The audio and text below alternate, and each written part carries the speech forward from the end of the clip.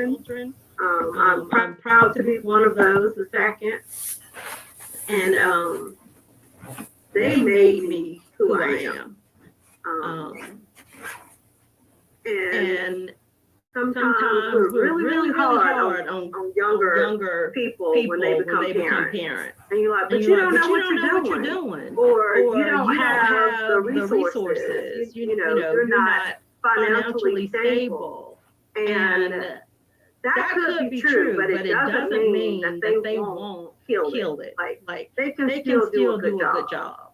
Especially when you have the support, when they have the support of other people, which could be their parents or other family members, or sometimes it's just a determination to do it together. And so, like I said, they made me. They are who I am, along with my grandparents. Like the love that they gave me was enough and is. Like it's enough.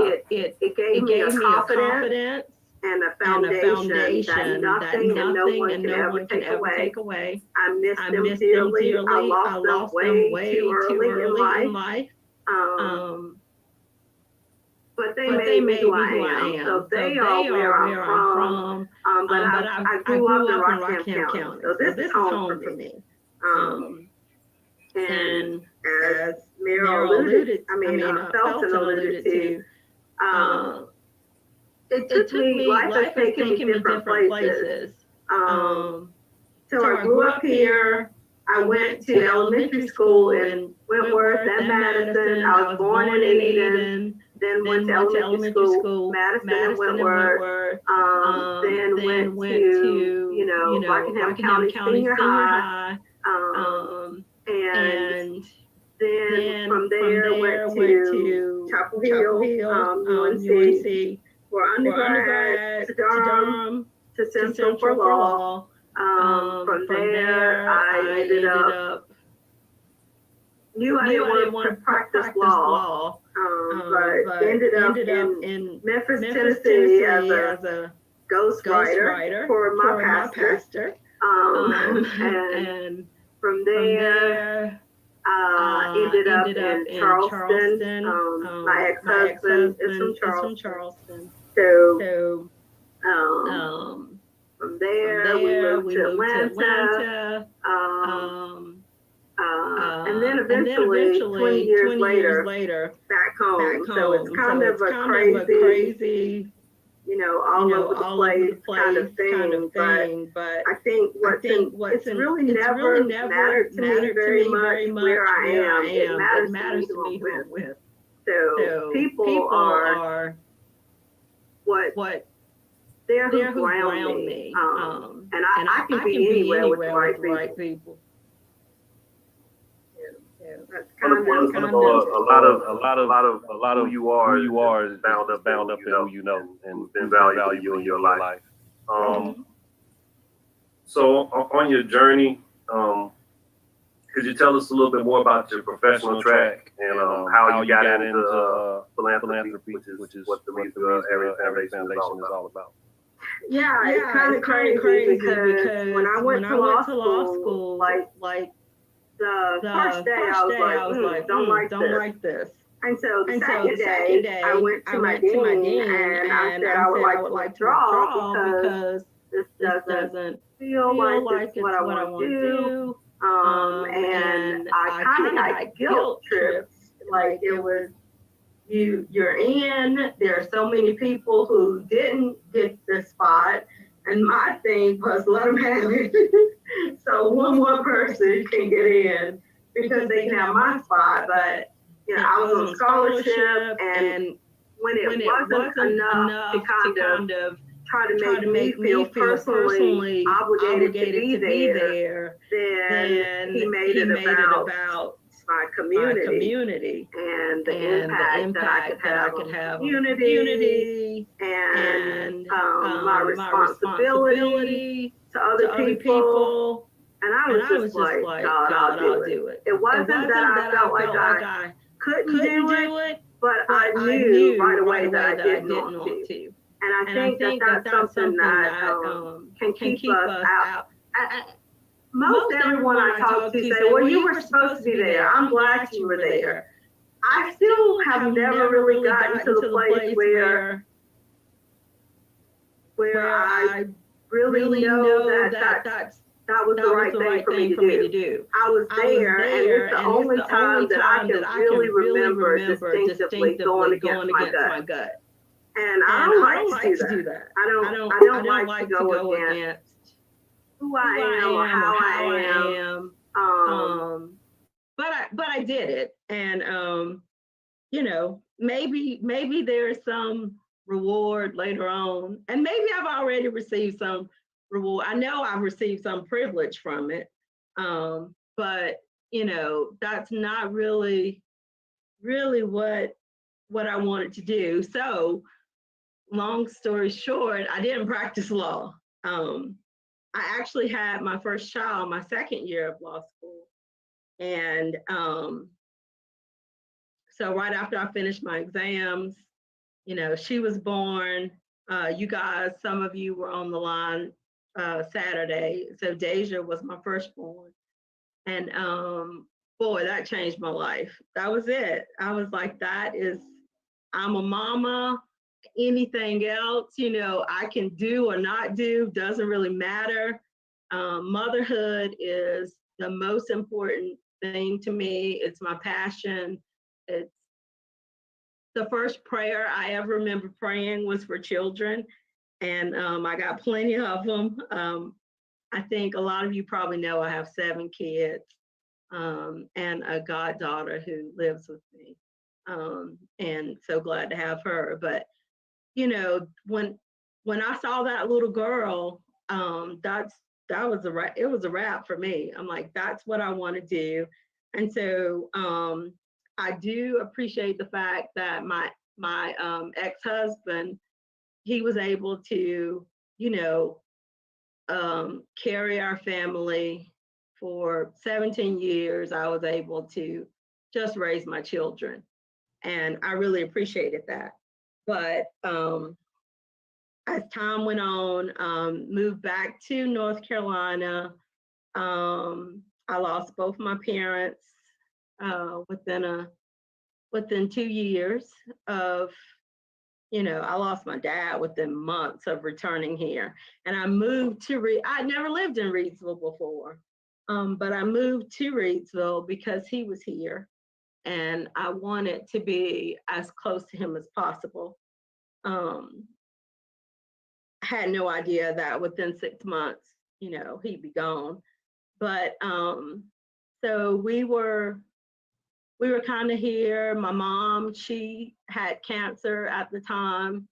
And, you know, she was dying and we knew that. My dad had been sick for so many years, but your dad, I mean, to me, my daddy was, you know, my rock. And so even in his sickness, I never saw his weakness. And so he called me his dingbat anyway. So, you know, even at Moses Cone in ICU, he's on a respirator, and the, you know, waiting room is full of family. I just did not get that he was leaving. And, you know, I'm like, yeah, he needs to be on the ventilator, he needs to rest. And, you know, let the machine do the work for a while. All the stuff they tell you, I'm like, oh, okay, that makes sense. And so even in his dying moments, I never, I mean, he was my dad, and he was, I just could not, I don't know, he kept that same authority to me. I had that same respect. I could never process the fact that it was time for me to step up. It just didn't happen. But the funniest thing is, because he was on a ventilator, he couldn't tell me. Like, I needed him to say I'm leaving. And I don't know if any of you have lost your parents, but it's certain things that I'm the type person, I won't hear things from just anybody. And I really needed him to say that to me. But the funny thing, he couldn't. So when my mom was dying, she kept telling me, Tango, I promise you, I will tell you when I'm going to die, because I don't want you running around saying, Mama didn't tell me, the way you have said that for the last year about your daddy. And so actually, when she was, about 4 days before she died, I was in bed with her, and she looked at me and she was like, well, I'm croaking. And I'm like, what? And she was like, I'm croaking. And it was a beautiful moment because we laughed so hard. I'm like, that's how you gonna tell me you dying, Mama? You croaking. She did all this spiritual stuff with my sister, who's a pastor. She had me call my brother and, give him this long little comforting speech. And she told me she was croaking. But all that to say, I didn't really, I had my children and I had my parents, I had my husband. I wasn't concerned about a profession. I had the people I wanted. And even though I didn't have everything, all the material things that I sometimes needed, or maybe I should say sometimes wanted, because actually looking back, I guess I did have the things I needed. But, career wasn't really a thing to me until I divorced my husband. Then I'm like, oh my God, I need some money.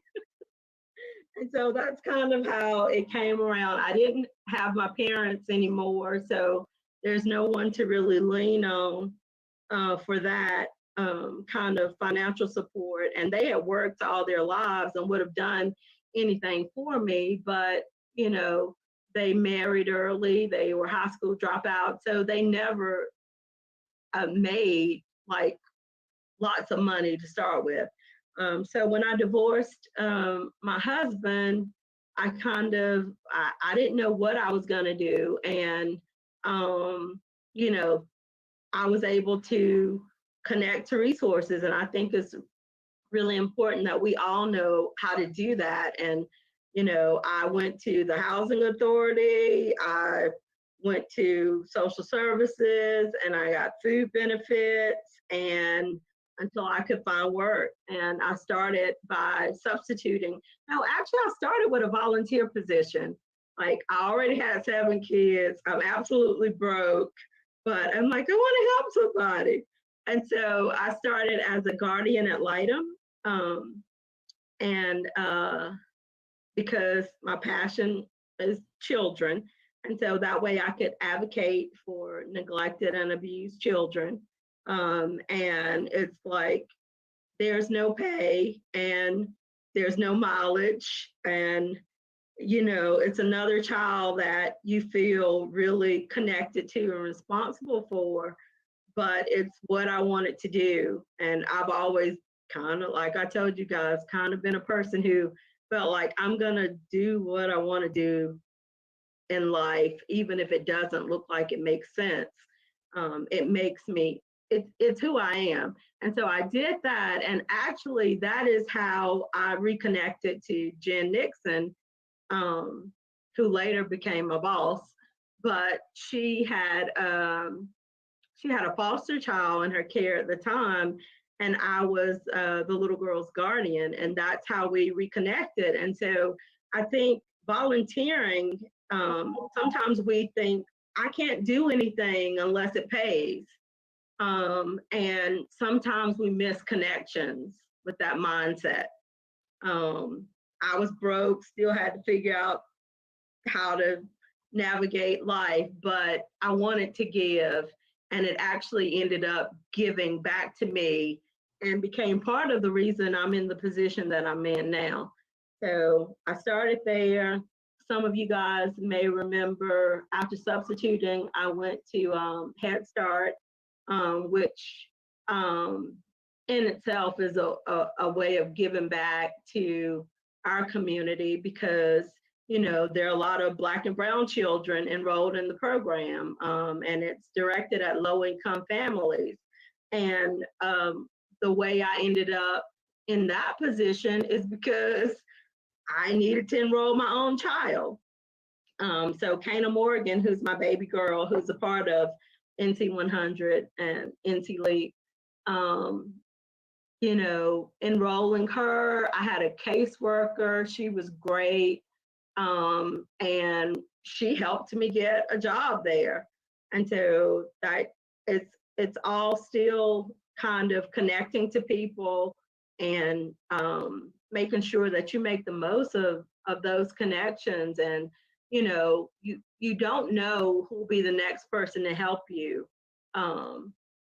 So, you know, I like to pay attention to the people who are around me and give them a lot of credit for what they're able to do. Then from there, I actually had to leave work because I had a kid who decided he wasn't going to school anymore, and he just walked out. And but instead of trying to make him return, I needed to make him okay. I needed to support him. I needed to find out what was really going on. And I don't like to put people in situations that they don't want to be in. And so I maxed out my FMLA.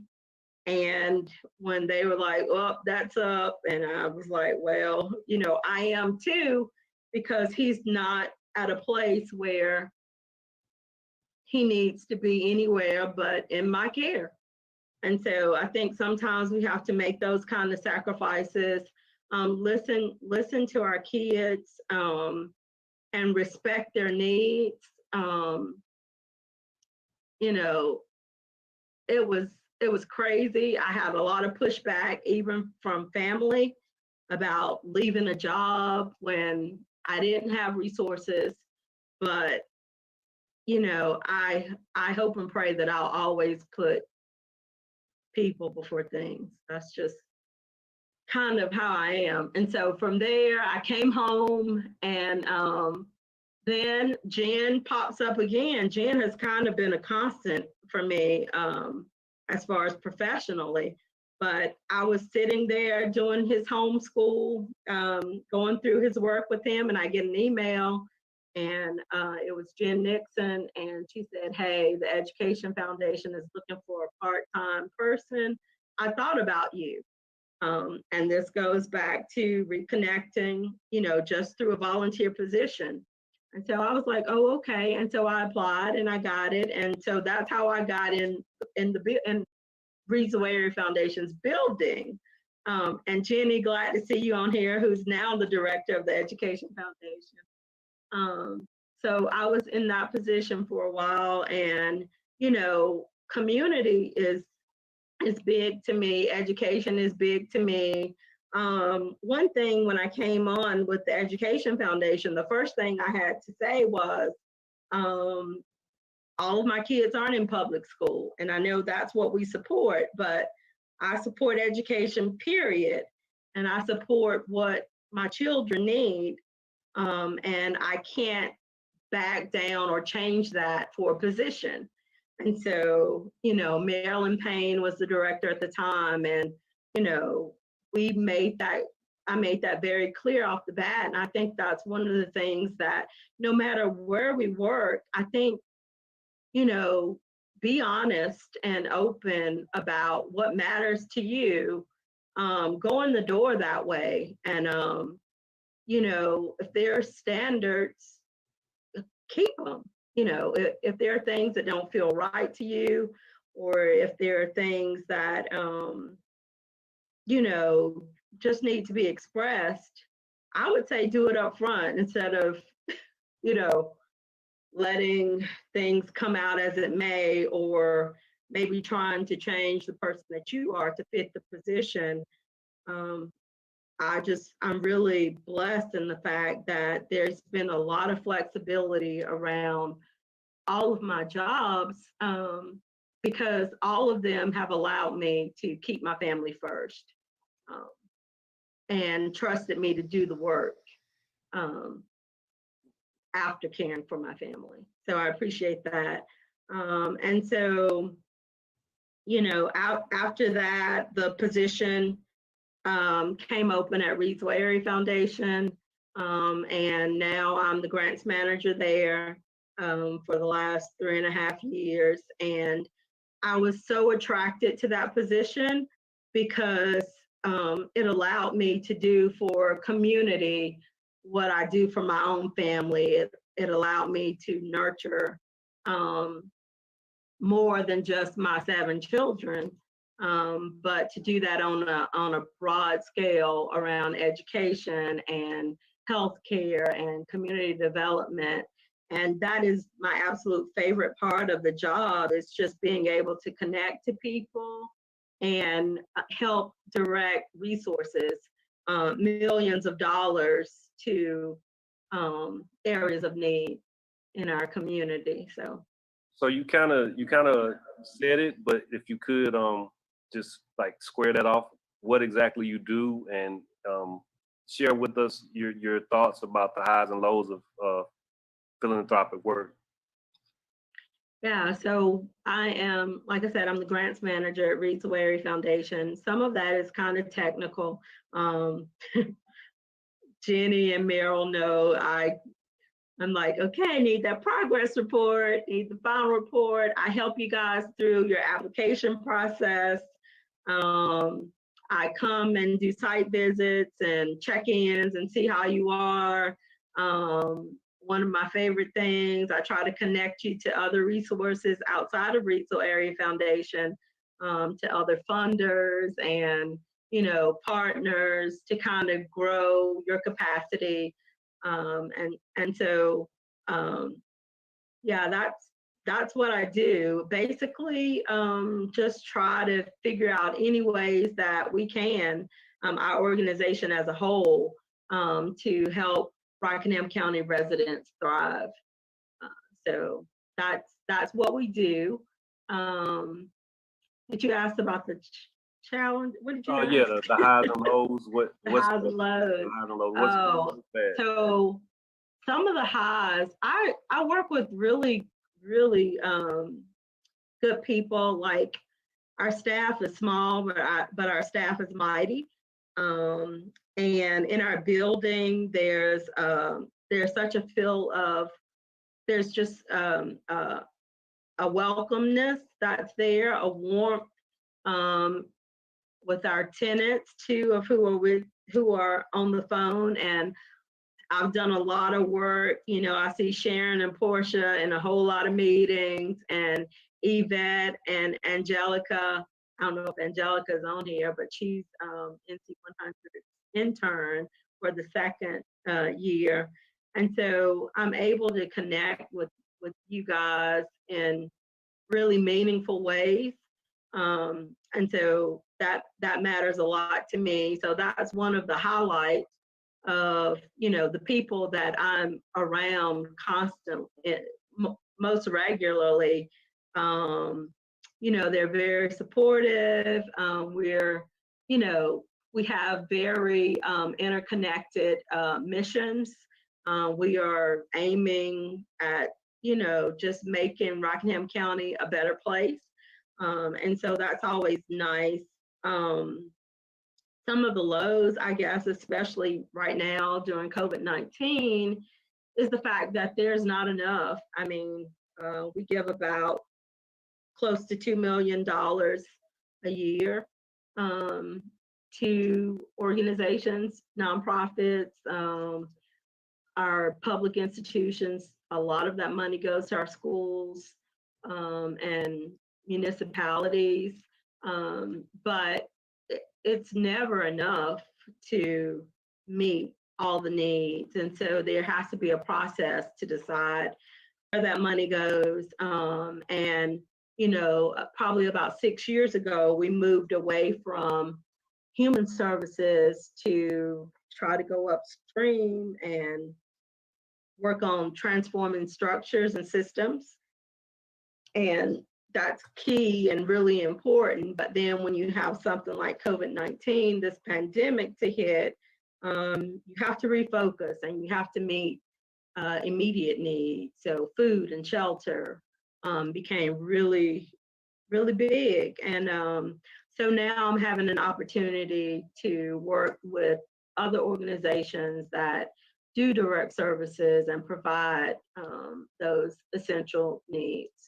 So it's a little bit different right now, but I guess the low is that as much as we give, we still can't do it all. Absolutely, that's understandable. I mean, you know, we live under circumstances that require people to have need, but it's just wonderful that organizations like yours exist to help where they can. At this time, I want anybody that's got any questions, you can type them in the side or you can unmute yourself and ask them. I'm going to have one final question with Tango right now, but if you have something you'd like to ask or share, please feel free. To really kind of crystallize this moment, I know equity is important to you. I know that from prior discussions and meetings with Merrill, equity is important. I think everybody on this Zoom call. Can you talk a little bit about your work with equity and racial equity, to be precise? And like I said, everybody come up with some questions if you have them, and feel free to share them out. Go ahead, Tango. Yeah, I'm really proud of, so our former director, Jen Nixon, invested a lot of time and energy and was very supported by our board and other organizations with making space for racial equity to be a part of our work. And I have to say that the Partnership for Children had a big hand and lead in that work as well. And so realizing that we all don't have the same need or start at the same place, and recognizing that, you know, the need to give what's required. I saw something recently that compared equity to affirmative action. I kind of take that really doesn't fully express it for me, because I think it's reparative action. So it's corrective action is a better way of saying it for me, because once you have denied a person something, it's not affirming for you to replace it. It is reparations for you to replace it. It's right. It's the correct action for you to replace that. And so I feel that's what equity is. And like I said, our board they've been very supportive in the work that we do. And we recently funded a grant for the second Racial Equity Learning Community Retreat, which a lot of you guys were there, and I appreciate that. A lot of you are members, and I would like to invite anybody on the call to become a part of the Racial Equity Learning Community. It's about 20 people. We are from different sectors. We're throughout the county, different races. I would love to see more Latinx members, Asian. We do have quite a few Black and white members, not quite as many Black men as, you know, I would like to see present. But, you know, if anybody is interested in joining us, you could get that information from me or Merrill, or Portia. And we'd love to have you to be a part of that. But yeah, we're gonna keep at it. I can't say that, it happens quickly. Equity work can be really hard and frustrating and very personal, especially when you are a Black person trying to do the work. It can be a little bit overwhelming at times, but it's always worth it. And, I've been really, really sad this week with all the injustices that have happened. First, the Central Park incident, and then the Minnesota incident. And, for another Black man to be dead because of police brutality, it all stems back to racism and wanting to do whatever I can to make it not just better for me, but because I have these 7 children that I absolutely adore. I want the world to be better for them. And when I wake up to, my child crying because of the news, it's a hard day. And as she's writing the news, she's crying over the news. And my 13-year-old, oh my God, he's not 13, he's 14. But my 14-year-old yesterday announced that he didn't want children. And when I asked why, it was like he doesn't know how to keep them safe. You don't know what's going to happen to them. And so I think all of this has a real impact on, our psyche and even our decisions, our life decisions. So equity is huge. Absolutely. Well, I commend you and others for that work. I did attend that session, Portia and Merrill also. Yeah, this is a conversation we don't have enough. Are you talking more? I'm sorry, go ahead, Merrill. I'm just saying I'm sharing the okay. While you're talking, the Rockingham County Thank you. This is kind of like how we're set up. You can keep on talking. I just want people to see kind of yeah, I'm glad you did that. So there's our mission, and basically it's just our vision is to advance racial equity. And equity, we know that it comes in different forms, and there's gender equity, and but we want to make sure that we have a real focus and keep a focus on racial equity. You can't really take race off the page because it's so much is rooted in addressing, acknowledging that this has been systemic and hurtful,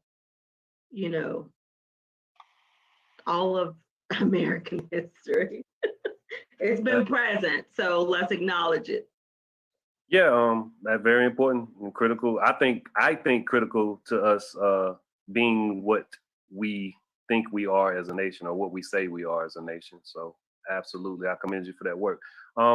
Please refer to the chat side of the screen if you haven't already. There's some good information over there. And also, I just posted, if you guys have any feedback you'd like to give or any ideas for how you want these sessions to look at some point, contributions are more than welcome. We definitely want to know what's on your mind, which brings us closer to wrapping up. But as stated, if you have questions, feel free to share them. If you have thoughts about the social ills of this nation that have reared their ugly head again in the last few weeks, please, this is a place to discuss them. It's a safe place. Nobody's here to judge. I am a history guy, a historian. Ajanae is someone that was in my cohort at Central, and she's about to embark in a Ph.D. program. It is as critical. well, Felton, a history person. No, you are a Ph.D. student in history. Do not let that go unnoticed. Yes. I appreciate the backing me up, because she knows what it's like to go through that experience at the MA level, and she's about to find out the the PhD experience. But yes, history is critically important to engaging in these topics, because it is a fact that you repeat yourself if you don't learn from the past. So it is very important, in my opinion, that in these spaces, we discuss what's on our minds and what we've experienced in life so that we know better how to go forward. So at this point in time, if there's any questions, any thoughts, please share. Other than that, I'll be happy to turn it back over to Meryl. We can begin to wrap up. But I've enjoyed this. I'm glad that you guys participated and showed up. This is a beautiful thing. I think we need more of this. And I look forward to doing it in person at some point also. Yeah, the Zoom thing is nice under these circumstances, but I look forward to COVID getting on out of here. To you, Meryl. Oh, I'll leave it up to folks here on the meeting. So is there anybody that has any feedback or questions or anything to share? I actually have some feedback. So I think that what you all are doing in the racial equity group is so paramount, and not just for people in the Rockingham. Is that what it is? Is it Rockingham? I'm sorry, y'all. Okay, I'm like, hold on, let me get myself together. Okay, in the Rockingham community, it's paramount because part of the experience that I've had as a young Black teacher teaching American history, and I'm sure that I'm talking to a bunch of folks that are educators or educate in one form or another, so I know y'all can feel me. I just wanted to add that it is so important that you all make sure that Black teachers are looped in, that y'all are listening to what is needed from like Black teachers as well, because it is so rough out there. Like, I don't necessarily know the demographics or anything like that of Rockingham County. However, I do know that what's happening there in this group is paramount. And I think if you all want me to share any of this information with any of the teachers here in Durham County, I am willing to do that. I think groups like this, they have to be protected. And they have to be talked about. And just speaking on it historically, when public schools, we will say desegregated because we're not really integrated, right? But when public schools in North Carolina desegregated, one thing that happened was that the Black teacher union got dissolved. And what people said was essentially, oh, y'all can just go join the white teacher union, which naturally we know is not going to happen because we were not very welcome. And so I just want to let you all know that from a school system perspective, like both university, high school, and middle, this is so important. And I'm just so thankful for what y'all are doing. So I wanted to say thank you. Please keep going. No matter where I am in this world, if you all need anything, if y'all just need, I don't know, funds, if y'all need anything, just give me a call. Bless y'all. Ajanae, you have a question in the chat. Are you aware of any groups that are organizing or meeting regularly to connect Black teachers? So here's what I'll say. I'm aware of some unofficial ones because let me just keep it real with y'all. And real with you, Miss Edwards. At the end of the day, Black teachers and brown teachers all congregate. If you Asian, you in somebody's room. Like if you're a part of the Latinx community, you're in someone else's room that looks like you. And it's that, Lord, what are we gonna do? Like that's the conversation that's being had. So informally, I think that looks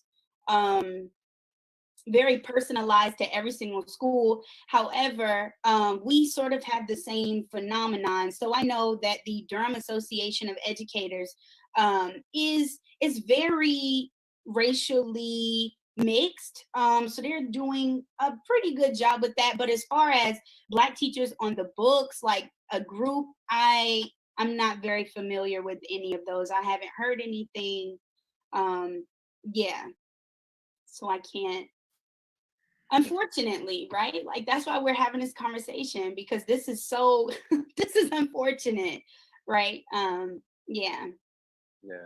And just to give you a little peek behind the curtain, I live in Wake County and worked in Durham for a very long time. So the one thing that Durham County has that Rockingham County, while we really need the equity learning community, is that there is an Office of Equity and Inclusion with Yes. Durham schools, right? Yes. Which could not happen in Rockingham County currently as things are situated. I mean, so you're right. There's these informal groupings of folks, and sometimes it's very difficult for the teachers in this county to, be out and open about some of those challenges, for those things you're just kind of talking about, because, the demographics here in this county are about 78% of the population is white, and then maybe they have 16% that's identifies as Black, and then a little bit of Latinx, and there's a big growing community of undocumented folks here in the county. But it's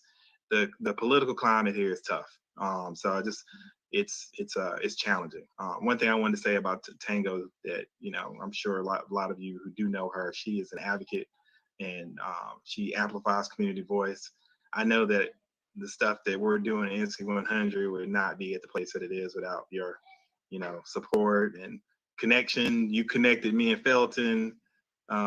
There's like Oh, yeah, I did do that. You did do so that, many- yeah. I forgot about that. So Yeah. this is a challenging county for equity. It really is. And so we're and it's good. And we have a really pretty core group of folks that are dedicated, that some of them look like us, and some of them, look like Jenny. And we need more advocates and allies to be alongside. So it's just a difficult place. Yeah, this is really a very deep and definitely more requiring more of time conversation. And I'm all for it. We can make this a topic of conversation for the next few of these Thursday night meetings, and hopefully we'll get another swath of people in to give us a little bit more varied feedback. But I did want to mention Deja in her speaking Saturday mentioned, and we talked about the importance of networking.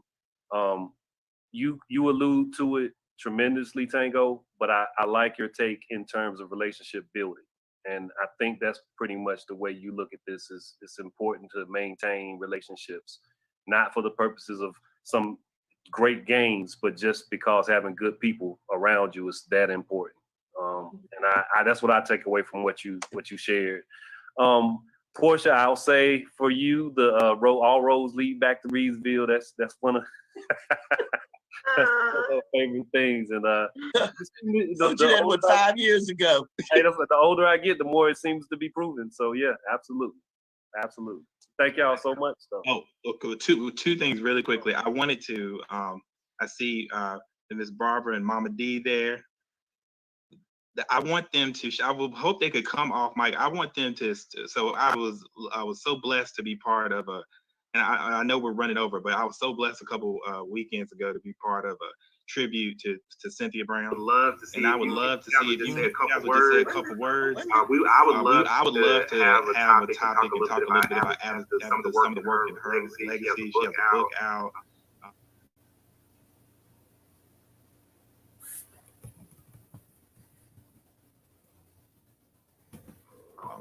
About Cynthia. If you get y'all off mute. There we go. Well, and Meryl, thank you for joining us. There was a launch of Cynthia's book. Portia, I don't know if you got the information or not. Yeah, my copy's on the way. Okay, there was a launch of Cynthia's our niece. She was our oldest niece. And she's a social justice activist. And she was a Bennett graduate.